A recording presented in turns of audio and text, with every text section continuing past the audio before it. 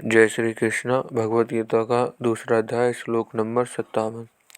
या सर्वत्राणाभिवृष्टिस्त्र हस्तत्रात्पराना शुभाशुभम न वादनन्ति न दृष्टया तस्सा प्रज्ञा प्रतिष्ठिता।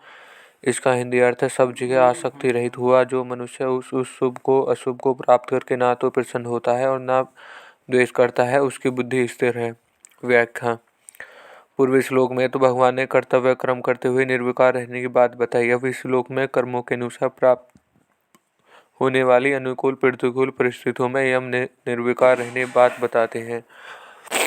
जो सब जगह स्नेह रहित है, अर्थात जिसकी अपने कहलाने वाले शरीर, इंद्रिय, मन, बुद्धि एवं स्त्री, पुत्र, घर, धन आदि किसी भी आसक्ति में लगाव नहीं रहा है, वस्तु आदि के बने रहने में बना रहा और उनके बिगड़ जाने से मैं बिगड़ गया, धन के आने से मैं बड़ा हो गया और धन के चले जाने से मैं मारा गया, यह जो वस्तु आदि में एकात्म की तरह स्नेह है, उसका नाम अभिस्नेह है। स्थित प्रज्ञ कर्मयोगी किसी भी वस्तु आदि में यह अभिस्नेह बिल्कुल नहीं करता। बाहर से वस्तु, व्यक्ति, पदार्थ आदि का संयोग रहते हुए भी वह भीतर से सर्वथा निर्लिप्त है।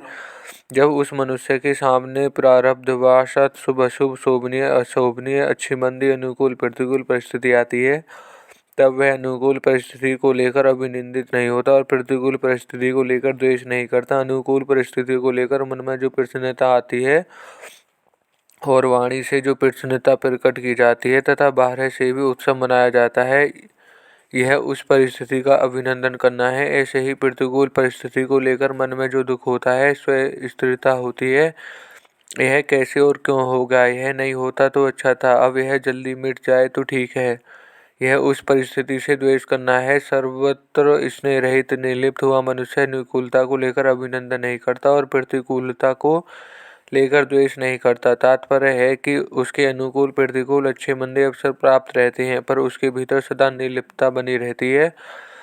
तत् कहने का तात्पर्य है कि जिन जिन अनुकूल और प्रतिकूल वस्तु, व्यक्ति, घटना, परिस्थिति आदि से विकार होने की संभावना रहती है, उस साधारण लोगों में विकार होते हैं।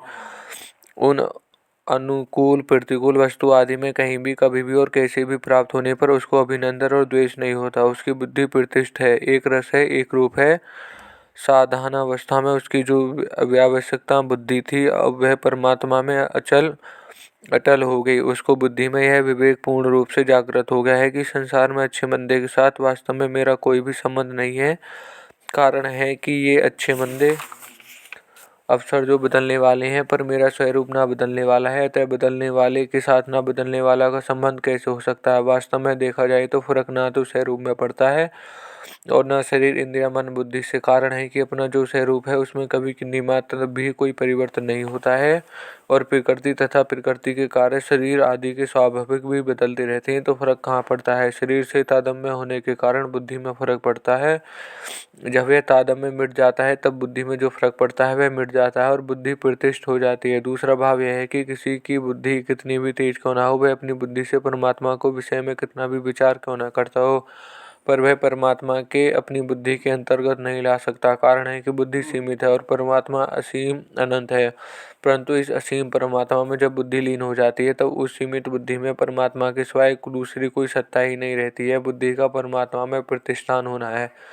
कर्मयोगी क्रियाशील होता है। तब भगवान ने 56वें श्लोक में क्रिया की सिद्धि असिद्धि के स्पृहा और उद्वेग रहित होने की बात कही तथा इस श्लोक में प्रारब्ध के अनुसार अपने आप अनुकूल प्रतिकूल परिस्थिति के प्राप्त होने पर अभिनंदन और द्वेष रहित होने की बात कहते हैं। यह श्लोक यहीं समाप्त होता है। धन्यवाद।